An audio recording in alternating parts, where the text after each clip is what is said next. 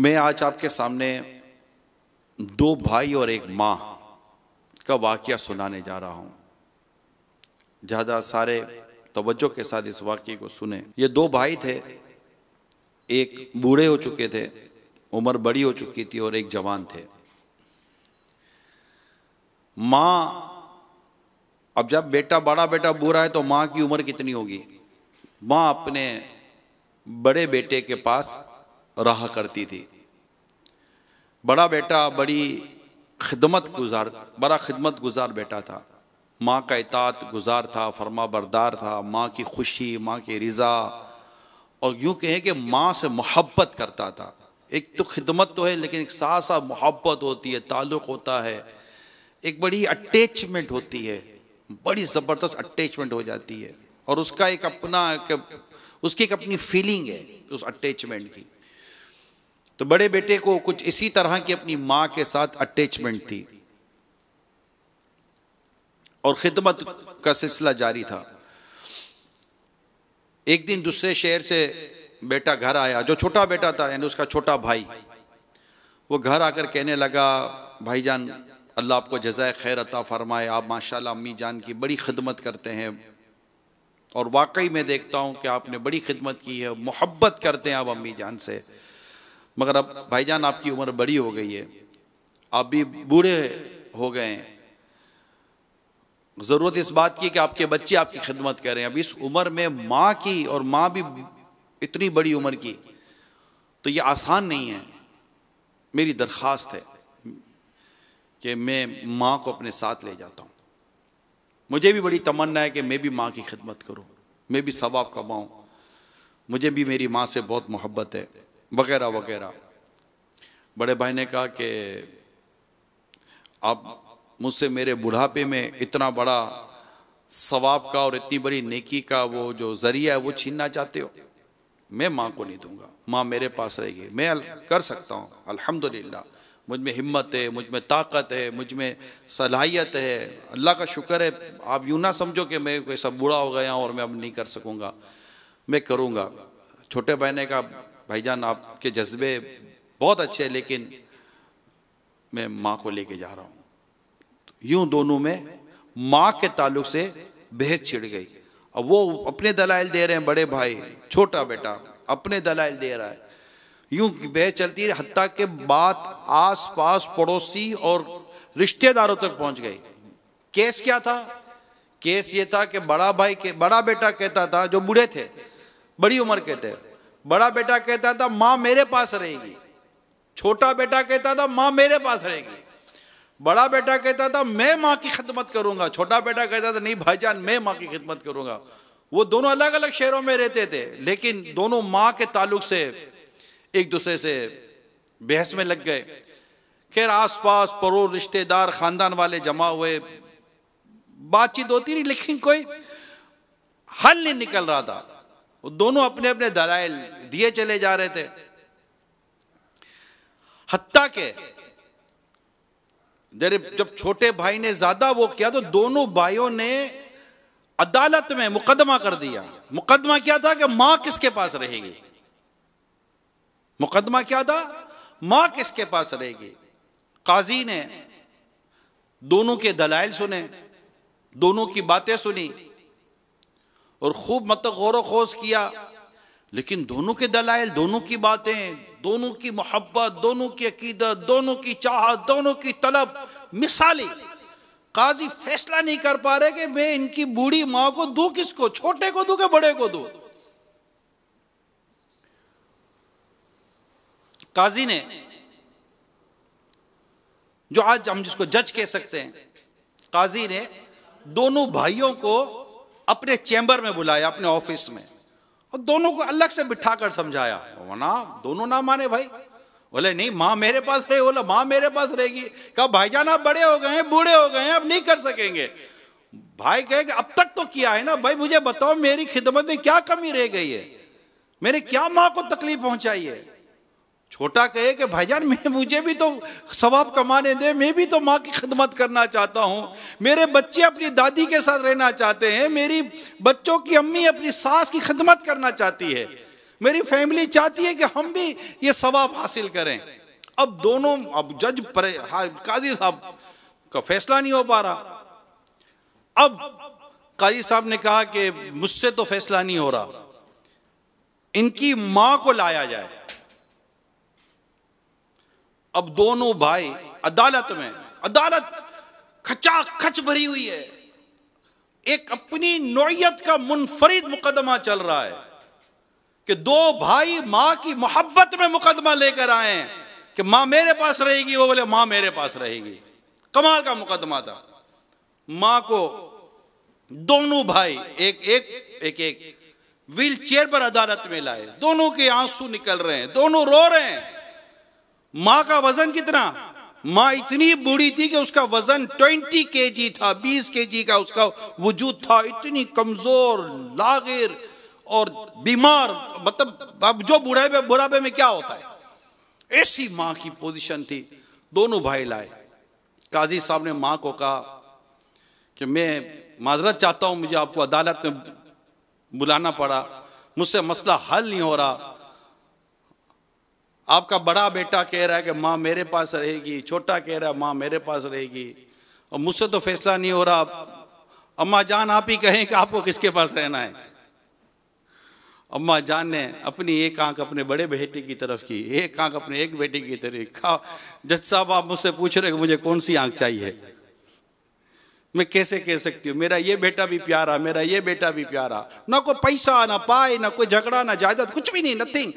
माँ के पास एक पीतल की अंगूठी थी बस, इसके बाद माँ के पास भी कुछ नहीं है। ऐसा नहीं को माँ को जायदादें कि माँ विरसे में छोड़ जाएगी तो मुझे मिल जाएगा, ना ना ना ना, इसी कोई यहाँ कोई बज़ाहिर कोई दुनियावी गर्ज़ो गायत ना दी। एक माँ थी, माँ की मोहब्बत थी, दो भाइयों की माँ से मोहब्बत थी।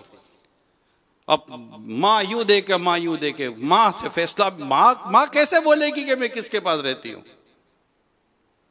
माँ ने कहा कि फैसला तो मुझसे नहीं हो सकेगा, मेरा दोनों बेटे मुझसे प्यार करते हैं, मुझे दोनों बेटे प्यारे लगते हैं, अब मैं क्या कह सकती हूँ कि मैं किसके पास रहूंगी? काजी साहब फैसला तो आप ही करें।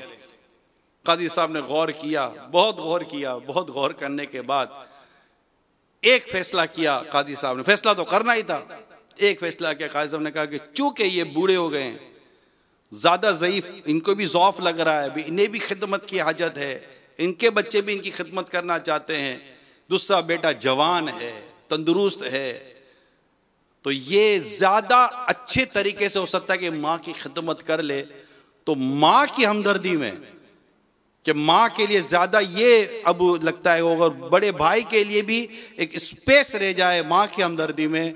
और इस तरह काजी साहब ने यह फैसला किया कि माँ अपने छोटे बेटे के साथ चली जाए। जो बड़ा भाई चीखा है, इसकी जो चीखें निकली, अदालत में बैठे लोगों के कलेजे फाड़ दिए, ऐसे चीखें मारकर, फूट फूट कर रोने लगा, मेरी माँ मुझसे चली जाएगी, मेरी माँ मुझसे बिछड़ जाएगी, मैं अपनी माँ की खिदमत से रह जाऊंगा। हाय मेरा बुढ़ापा कि मेरे इस बुढ़ापे ने मेरी बूढ़ी माँ को मुझसे जुदा कर दिया। इतनी माँ की मोहब्बत का ये वाकया, आज मैंने ये वाकया का इंतखाब किया, क्यों किया? तो खुद हमारी अम्मा चली गई है,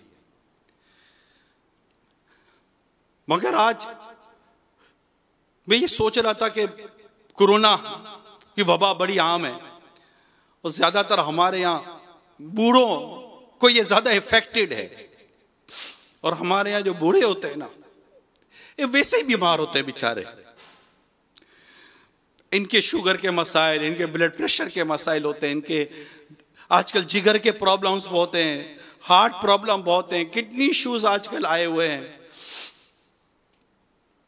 फिर एक स्टेज आता है कि वो बड़ी मतलब कि बेचारियों की लाचारी सी हो जाती है, चल नहीं सकते, उठ नहीं सकते, बैठ नहीं सकते, पानी भर जाते हैं, जहन काम नहीं कर रहा होता। ऐसे हालात में कोई रखने के लिए तैयार नहीं होता माँ को या बाप को, कि कौन रखे।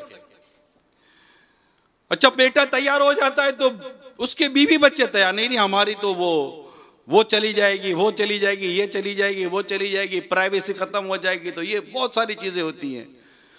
खुश नसीब है वो घराना जो अपने माँ बाप की खिदमत कर जाए। हमारे वालिदैन ने हमारे बचपन में जो सेक्रीफाइसेस और कंप्रोमाइज किए, अपनी दावतें छोड़ी, अपनी ख्वाहिशों को कुर्बान किया, नहीं जाते थे कहीं, क्यों? बच्चा अकेला रह जाएगा। आज हमारे बूढ़े माँ बाप हमारे घरों में होते हैं, और कोरोना ने ज्यादा परेशान किया हुआ है। अगर कोरोना की वजह से फिर एक स्टेज ऐसा आता है कि बस ये कोरोना का एक इतना बड़ा साइड इफेक्ट है कि आखिर में ये मरीज आइसोलेशन कर दिया जाता है, आइसोलेट कर दिया जाता है, अकेला कर दिया जाता है, जो कि इनके मेडिकल के अंदर एक चीज चल रही होती है, अदरवाइज बड़े प्रॉब्लम्स हैं। लेकिन प्यारे इस्लामी भाइयों, आज आप मेरी अम्मा जान के स्वयं में भी जमा हुए हैं। मैं आपका तो शुक्रिया अदा करता हूं कि आप दूर दराज से आए, मेरे रिश्तेदार, खानदान वाले, जहां चैनल पर हैं, सोशल प्लेटफॉर्म्स पर हैं, लाइव देख रहे हैं, मैं आप सबका शुक्रिया अदा करता हूं। दुनिया भर से आपके दुआए मगफरत के पैगाम आए, इसाले सवाब के पैगाम आए, मुझे भी आए, मेरे भाई हाजी यूसुफ को भी आए। अगरचे हम दोनों खालाजाद भाई ही कहलाएंगे, लेकिन जाहिर है कि वो रहे एक साथ, पले बड़े एक साथ है। जब मेरी उम्र 10 साल की थी जब वो उनकी विलादत हुई, जब 3 साल के थे तो इनके वालिद साहब चले गए, तो उस पर मेरी उम्र तकरीबन 13 साल की थी। उसके बाद हमारी अम्मा जान ने ही हमको पाला पोसा बड़ा किया, और आज आपके सामने जाना तो है सबको एक न एक दिन। अम्मा चूंकि बीमार थी, मेरी वालिदा भी बीमार थी, मेरी अम्मा भी बीमार थी, वालिद साहब भी बीमार थे, सब चले गए, बड़े भाई बीमार थे वो चले गए, पिछले दिनों मामू बीमार थे वो चले गए। तो यूं एक एक करके सब जाते हैं, लेकिन घर में बीमार हमारे बुजुर्ग, हमारे वालिदैन जो घर में बीमार हैं, इनको बीमारी में ये फीलिंग नहीं होनी चाहिए कि मैं अकेला हूं, मुझे कोई देखने वाला नहीं है, मुझे कोई पूछने वाला नहीं है। एक हॉस्पिटलाइज हो जाना, फिर हॉस्पिटलाइज हो जाने के बाद फिर वहां के प्रोटोकॉल्स की एक अलग डिटेल है, वो एक अलग डिटेल है। लेकिन मैक्सिमम हत्तल इम्कान हमें कोशिश करनी चाहिए कि आप और हम अपने वालिदैन को अपने घर में केयर करें, इनका ट्रीटमेंट घर में रखें और कोशिशें करते रहें, कहीं भी गिव अप ना करें, कहीं भी हाथ ना उठा दें कि नहीं बस यार बस। माँ बाप ने नहीं हाथ उठाया होता है, यार मैंने देखा है, यूके में गया हूँ, यूरोप में गया हूँ, यहाँ वहाँ बच्चे ज्यादा इफेक्टेड है, मुझे पता है, यूरोप और यूके के अंदर माजूर बच्चे बहुत हैं वहां पर, मगर मेरे देखा है कि माँ बाप उन्हें बिल्कुल ले लेकर इनकी उम्रें निकल गई, बच्चे 20-20 साल के हो गए। मैंने एक बेटे का वाकया पढ़ा है, 27 साल की उम्र में ये बेटा अपने बूढ़े बीमार बाप को हॉस्पिटल में एडमिट करने गया, हॉस्पिटल में एडमिट हुए और छोटे बेटे ने ये तहैया किया कि मैं अपने बाप की खिदमत करूंगा। खिदमत 2 दिन 2 माह 4 माह की नहीं थी, मैंने किताब में पढ़ा है तकरीबन 13 साल उनके बूढ़े बाप अस्पताल में रहे। 13 साल तक ये 27 साल का नौजवान बेटा 40 साल का हो गया, मगर इसने अस्पताल में अपने बाप की खिदमत की। 13 ईयर्स कंटिन्यू उसने अपने वालिद साहब की खिदमत की। अस्पताल पे चाहती थी, अलग लोग आगे निकल गए, कहां के कहां मामला निकल गया, उसे नहीं पता था कि अस्पताल के बाहर की जिंदगी कितनी बदल गई है। उसने 13 साल अपने बूढ़े बाप के लिए, अपने बूढ़े बाप की खिदमत के लिए, अपने बूढ़े बाप की यादत के लिए निकाल दी, खिदमत करी। हॉस्पिटल में रहे, हॉस्पिटल के बिल्स भी बनते हैं, मगर करते रहे खिदमत। कम है ऐसी औलाद, मगर है, मैं ये नहीं कहता। आज मेरा बयान है ऐसी औलादों के लिए, खिदमत के लिए, कि आज बीमारियां बढ़ गई है, महज पैसे देने से काम नहीं चलता, खिदमत करनी पड़ती है, बैठना पड़ता है। बल्कि मैं कहूं कि यह मौका मिलता है फैमिली को, पोतों को मौका मिलता है, नवासों को मौका मिलता है, बेटे को मौका मिलता है, बहू को मौका मिलता है।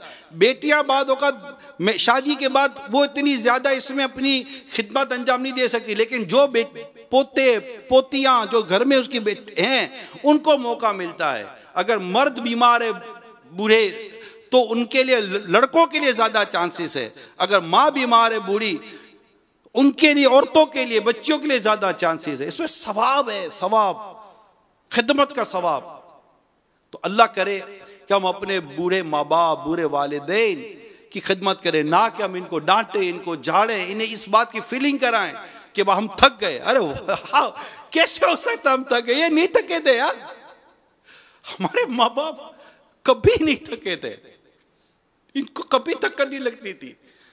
आज भी डायपर्स बड़ों के पहने जाते हैं, इनको भी बाथरूम्स के इश्यू हो जाते हैं और बड़ों बड़ों के डायपर्स लिए जाते हैं। तो क्या बचपन में हमारे डायपर्स को हमारे वालिदैन ने, हमारी माँ ने नहीं चेंज किया था? आज इनको खाने में प्रॉब्लम होती है, तो क्या कल हमको खाने में प्रॉब्लम नहीं हो रही थी?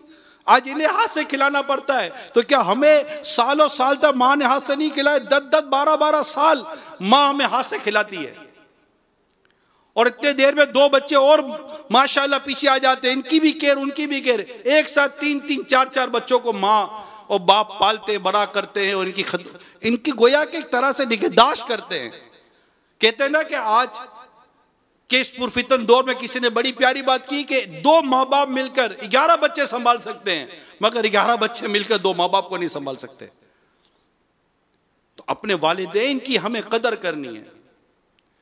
एक लड़की के बारे में पढ़ा मैंने कि वो शादी के लिए कंडीशन रखती थी कि मेरे वालिद साहब इंतकाल कर गए, मेरी माँ बीमार है, मैं उस वक्त तक शादी नहीं करूंगी जब तक कि मेरी माँ की खिदमत की मुझे हाजत है। हत्ता कि जब उसकी माँ का इंतकाल हो गया तब जाकर उस लड़की ने शादी की, और इतनी उसको उसकी माँ की दुआ लगी है, किताबों में मैंने पढ़ा है, उस लड़की को इतनी माँ की दुआ लगी कि अल्लाह ताला ने उसे 2 बेटे दिए, दोनों को अल्लाह ताला ने अपनी बारगाह में मकबूल बंदा बना दिया। माँ की नेकी, माँ के साथ की हुई नेकी बहुत काम आती है प्यारे इस्लामी भाइयों। माँ के साथ की हुई नेकी, बाप के साथ की हुई नेकी बहुत काम आती है। एक नौजवान अपनी माँ की बड़ी खिदमत करता था, बहुत मोहब्बत, वो भी माँ से बहुत मोहब्बत करता था। हुआ ये कि एक दिन उसके दोस्त ने कहा कि मैं आऊंगा तो चलेंगे कहीं। कहा ठीक है आ जाना, चलेंगे। अब था वो अकेला और एक माँ थी और ये थे। माँ को कहीं जाना होता तो बेटा ले जाता था, ना नहीं थी बेटे में। तो दोस्त गाड़ी लेकर घर पर आ गया और कहा चलो। तो उसने अपनी माँ को कहा अम्मी वो दोस्त आया हुआ तो मैं जाऊं, कहीं आपको जाना तो नहीं है? पहले क्या पूछा, आपको कहीं जाना तो नहीं है? मैंने बेटा कहीं जाने का अभी तो ज़हन नहीं है। ठीक है हो, अल्लाह तुम्हारी हिफाजत करे। बेटा घर से बाहर निकला, गाड़ी में बैठे दोनों दोस्त। अचानक उसको याद आया कि यार वो मैं घर में चीज़ भूल गया। वो घर में चीज़ लेने के लिए गया। जैसे घर में चीज़ लेने के लिए गया, माँ ने कहा कि वो बेटा वो मुझे याद आया, मैं जाना है एक जगह पर। क्या कहा? बेटा जाना एक जगह पर। तो जाना एक जगह पर जब बेटे ने कहा, माँ ने कहा, तो बेटे ने कहा कि अम्मी जान अभी वो आपने कहा था ना? हाँ बेटा मुझे याद आ गया, जाना है। ठीक है। बेटे ने क्या कहा? ठीक है। बाहर गया, बाहर जाकर दोस्त को कहा कि वो मुझे मेरी माँ के साथ काम है, मैं अब आपके साथ नहीं आ सकता। और दोस्त भी कहा ठीक है। दोस्त ने गाड़ी स्टार्ट की, चले गए। थोड़ी देर के बाद इतला आई कि गाड़ी का हादसा हो गया और जो दोस्त गाड़ी चला रहा था उसका वहीं पर इंतकाल हो गया। किताबों में लिखा है कि माँ की इताअत, माँ की रिजा और माँ की खुशी ने इसकी जान बचा ली। माँ बाप की खुशी, माँ बाप की रिजा। इसी तरह मैंने एक वाकया पढ़ा कि एक लड़के का एक्सीडेंट हो गया और गाड़ी पूरी तरह जैसे कि हादसे का शिकार हुई और बताओ आग लग गई गाड़ी में, और तस्वर नहीं किया जा सकता था कि इससे भी बचकर निकल आएगा। वो गाड़ी जो नौजवान चला रहा था वो बाहर आ गया, और बाहर आकर उसने जब देखा लोगों ने तो सुभान अल्लाह, अल्लाह अकबर, लोगों की जबान से तस्बीहात और अल्लाह का जिक्र जारी हो गया कि ऐसे हादसे से कौन बच जाता है? अल्लाह जिसको चाहे बचाए। तो जैसे ही वो नौजवान बाहर आया, बज़ाहिर को इतनी चोटें को नहीं लगी थी, तो उसको कहा कि भाई तुम्हारी सी क्या नेकी है जो तुम्हें इतना कहा? बोला मुझे तो कोई मेरी क्या नेकी याद आएगी, मैं तो नेक आदमी का हूँ। हाँ ये है कि आज मुझे तनख्वाह मिली थी तो मैंने जाकर तनख्वाह अपनी माँ के हाथ में रखी कि अम्मी ये मेरी तनख्वाह ये आपके लिए, आप रखें। तो माँ ने मुझे दुआ दी, जा बेटा अल्लाह तेरी हिफाजत करे। माँ बहुत खुश हुई। मुझे ऐसा लगता है कि मुझे मेरी माँ की दुआ ने बचा लिया। माँ की रिजा, माँ की खुशी। अल्लाह हमें तौफीक दे। मेरे प्यारे इस्लामी भाइयों, मैं आपको मेरे आका आला हज़रत इमाम अहले सुन्नत रहमतुल्लाहि ताला अलैह का एक इरशाद सुनाता हूँ। आप फरमाते हैं कि वालिदैन के साथ नेकी सिर्फ यही नहीं कि इनके हुक्म की पाबंदी की जाए, और इनकी मुखालिफत ना की जाए। सिर्फ यही नहीं, बल्कि इनके साथ नेकी ये भी है कि कोई ऐसा काम ना करे जो इनको नापसंद हो, अगरचे उसके लिए खास तौर पर उनका कोई हुक्म ना हो। इसलिए इनकी फर्मा बरदारी और इनको खुश रखना, आला हज़रत इमाम अहले सुन्नत लिखते हैं, इसलिए इनकी फर्मा बरदारी और उनको खुश रखना दोनों वाजिब है, और नाफरमानी और नाराज करना हराम है। तो अल्लाह ताला हमें वालिदैन का मुत्ती और फर्मा बरदार रखे, हमें इसकी बरकत अता फरमाए। जिनके वालिदैन जिंदा हैं, हयात हैं, या दोनों में से किसी एक को अल्लाह ताला ने ज़िंदगी दी हुई है, उनकी कदर करें, इनसे मोहब्बत करें, इनकी खिदमत करें, इन्हें तन्हाई का एहसास ना होने दें, इन्हें इस बात का एहसास ना होने दें कि मेरी औलाद मुझसे तंग है, मेरी औलाद मुझसे बेजार है। हो सके तो इन्हें अपने हाथों से खिलाएं। मेरे शेख तरीक़त पीर व मुर्शिद अमीर अहले सुन्नत अल्लामा मौलाना मोहम्मद इलियास अत्तार कादरी रज़वी मुद्दाज़िलुल आली अपने रिसाले समुंदरी गुंबद के पेज नंबर 7 पर लिखते हैं, हज़रत सैयदना मूसा कलीमुन अला नबीना व अलैहि सलातो सलाम ने अल्लाह पाक के दरबार में अर्ज़ की, या अल्लाह मुझे मेरा जन्नत का साथी दिखा दे। अल्लाह करीम ने फरमाया, फुला शहर में जाओ, वहां फुला कस्साब गोश्त फरोश जो होते हैं वो जन्नत में तुम्हारा साथी है। चुनाचे हज़रत सैयदना मूसा कलीमुल्लाह अला नबीना व अलैहि सलातो सलाम वहां उसके पास तशरीफ ले गए। अब तशरीफ ले गया, वो पहचानता तो था नहीं, मगर उसने मेहमान नवाजी की, उसने आपकी दावत की। जब खाना खाने बैठे तो उसने एक बड़ा सा टोकरा अपने पास रख लिया, अंदर 2 निवाले डालता और एक निवाला खुद खाता, अंदर 2 निवाले डालता, एक निवाला खुद खाता, अंदर 2 निवाले डालता, एक निवाला खुद खाता। इतने में किसी ने दरवाजे पर दस्तक दी, नॉक की। वो उठा और बाहर गया। सैयदना मूसा कलीमुल्लाह अला नबीना व अलैहि सलातो सलाम अल्लाह के नबी हैं।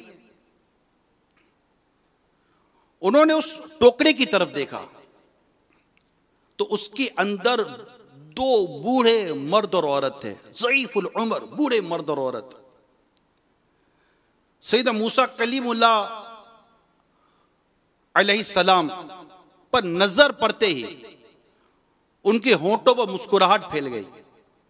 उन्होंने आपकी रिसालत की गवाही दी, यानी शहादत दी, और उसी वक्त उनका इंतकाल हो गया। अब बेटा वापस आया तो उसने उस जंबील टोकरी की तरफ जब देखा तो वालिदैन फौत हो चुके थे। अब वो समझ गया और उसने हज़रत मूसा अलैहिस्सलाम के दस्त बोसी की, हाथ चूमे और अर्ज की, आप अल्लाह के नबी हज़रत मूसा अलैहिस्सलाम हैं, आप अल्लाह के नबी हज़रत मूसा अलैहिस्सलाम मालूम होते हैं। आपने फरमाया, तुम्हें कैसे पता चला?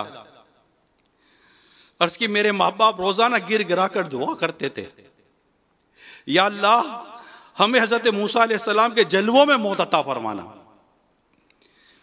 इन दोनों के इस तरह अचानक इंतकाल फरमाने से मैंने अंदाजा लगाया कि आप ही हज़रत सैयदना मूसा अलैहिस्सलाम हैं। बेटे ने मजीद अर्ज की, मेरी माँ जब खाना खा लेती, गौर से सुनो मेरे प्यारे इस्लामी भाइयों, बेटा कहता है हज़रत मूसा अलैहिस्सलाम की बारगाह में अर्ज करता है कि जब मेरी माँ खाना खा लेती तो खुश होकर मेरे लिए यूं दुआ करती, या अल्लाह मेरे बेटे को जन्नत में हज़रत सैयदना मूसा अलैहिस्सलाम का साथी बना दे। सैयदना मूसा अलैहिस्सलाम ने फरमाया, मुबारक हो, अल्लाह ने तुमको मेरा जन्नत का साथी बनाया है। यह है माँ बाप की फर्मा बरदारी का इनाम। अल्लाह ताला हमें भी माँ बाप की फर्मा बरदारी, इताअत का जज्बा अता फरमाए। हम इन्हें नाराज ना करें, चाहे वालिद हो या वालिदा हो, इनकी खदमत करें, इन्हें देखकर सवाब हासिल करें, इन्हें देखकर हम नेकियां कमाएं। और इनकी खिदमत में अपनी ज़िंदगी गुजारें। और जिनके वालिदैन दुनिया से रुखसत हो गए, मेरे वालिदैन दुनिया से रुखसत हो गए, मेरे भाई यूसुफ के दोनों, इनके वालिदैन दुनिया से रुखसत हो गए। कई ऐसे देखने सुनने वाले होंगे जिनके वालिदैन दुनिया में नहीं होंगे। उन्हें चाहिए कि अपने वालिदैन के लिए दुआए मग़फ़िरत करते रहें, अपनी नेकियां करते रहें, क्योंकि जब गुनाह भी वालिदैन की जनाब बच्चे के आमाल वालिदैन के पास हाजिर होते हैं वफात के बाद, ऐसा ना हो कि वो औलाद के गुनाह देखकर रंजीदा हो जाएं, इनको तकलीफ पहुंचे। इनके लिए नेकी करें, इनके लिए सवाब वाले काम करें, इनके लिए सवाब जारिया वाले काम करें। वो काम करें जिनसे इनको सवाब मिलता रहे। ऐसी मस्जिद बनाना, ऐसे किताबों, दीनी किताबों के तहत जो सदका जारिया और सवाब जारिया के काम है उससे अंजाम दें। नमाज पाबंदी के साथ पढ़ें। दूसरा, अपने वालिदैन के दोस्तों के साथ हुस्न सुलूक करें, माँ हो या वालिद हो। जब किसी का इंतकाल होता है तो हम ऐलान करते हैं कि माफ़ कर दीजिएगा, तो उमूमन हम क्या करते हैं, हाँ माफ़ किया माफ़ किया। ये हमारी तरह से देखा जाए तो प्रैक्टिस है। मेरी दरख्वास्त ये है, जब जनाजे पर आकर, मैयत पर आकर माफ़ करना ही है, मुंह देखकर आकर माफ़ करना ही है कि हमने आपको माफ़ किया, तो जीते जी माफ़ क्यों नहीं कर देते हो भाई? क्यों ऐसी जिद करते हैं, तेरे जनाजे में भी नहीं आऊंगा, जनाजे में भी आ जाते हो? क्यों ऐसे ताल्लुकात कायम करते हैं कि जिसमें हमारी माफ़ी और दरगुजर के रास्ते ना हो? ऐसा नहीं करना चाहिए। अच्छा सुलूक करें, बल्कि अच्छा सुलूक रिश्तेदारी के साथ अच्छा सुलूक ये नहीं है कि उसने अच्छा किया तो आपने अच्छा किया, ये तो अदला बदला है। अच्छा सुलूक, सिले रहमी, हुस्न सुलूक ये है कि अगर उसने आपके साथ अच्छा नहीं किया तो आप उसके साथ अच्छा करें। हमारे साथ यही होता है कि उसने अच्छा नहीं किया, हम भी अच्छा नहीं करते। ऐसा नहीं होना चाहिए। हर एक के साथ अच्छा करें और उसके साथ सिले रहमी करें, हमदर्दी करें, अपने रिश्तेदारों का ख्याल रखें, इनके दोस्तों का ख्याल रखें। यही हमारी शरीयत, हमारे दीन और हमारे इस्लाम ने हमें समझाया है, बताया है, सिखाया है। रिश्तों को पहचानो, यहां तक समझाया कि रिश्तों को पहचानो। अगर तुम रिश्ते पहचानोगे नहीं तो इनके हक कैसे अदा करोगे? ननियाल और ददियाल दोनों के रिश्तों को पहचाना ये हमारे बड़ों का काम है। हमारे बड़ों का काम है कि अपने बच्चों को ननियाल और ददियाल, माँ के घर से और बाप के घर से जो रिश्ते बनते इनकी पहचान कराएं, यानी खाला फूफी इनकी पहचान कराएं, चाचा मामू इनकी पहचान होती है। और खाला की तो बात ही कुछ हो रहे कि मेरे हदीस पढ़ी थी कि एक शख्स से बारगाह रिसालत में हाजिर होकर अर्ज की, हदीस बड़ी ईमान अफरोज़ है और इसमें खाला की मैं आपको एक अहमियत बयान करूंगा जो इस हदीस पाक को मैंने पढ़ा कि हदीस पाक में है, सल्लु अलल हबीब सल्लल्लाहु तआला अला मुहम्मद। हज़रत इब्न उमर रज़ियल्लाहु तआला अन्हु से रिवायत है कि एक शख्स ने नबी अकरम सल्लल्लाहु तआला अलैहि वसल्लम की खिदमत में हाजिर होकर अर्ज़ की, या रसूल अल्लाह सल्लल्लाहु तआला अलैहि वसल्लम, मैंने बहुत बड़ा गुनाह कर लिया है, तो क्या मेरी तौबा हो सकती है? फरमाया, क्या तेरी माँ है? अर्ज़ किया, नहीं। फरमाया, क्या तेरी कोई खाला है? अर्ज़ किया, हाँ। फरमाया, इससे अच्छा सुलूक करो। यहां खाला का जिक्र है खास तौर पर कि वो अदब में, ताज़ीम में, एहतराम के ताल्लुक से माँ की मिसल है। माँ के तो अपने हुकूक बहुत होते हैं, लेकिन यहाँ खाला का जिक्र किया गया। तो रिश्ते पहचानेंगे तो बात बनेगी ना। और पता चला कि बहुत बड़ा गुनाह जैसे हो गया था, अब उसकी तौबा के लिए जब वो बारगाह रिसालत में हाजिर होता है तो सरकार सल्लल्लाहु तआला अलैहि वसल्लम फरमाते, क्या तेरी माँ है? शरा में लिखा है कि इस तरह गुनाह की मग़फ़िरत यानी तौबा होने का एक तरीका बताया जा रहा है कि इनके साथ नेकी करने से अल्लाह ने चाहा तो तुम्हारे साथ गुनाह माफ हो जाएंगे। नेकी है ना, नेकी गुनाह को मिटा देती है। अल्लाह अमल करने की तौफीक अता फरमाए।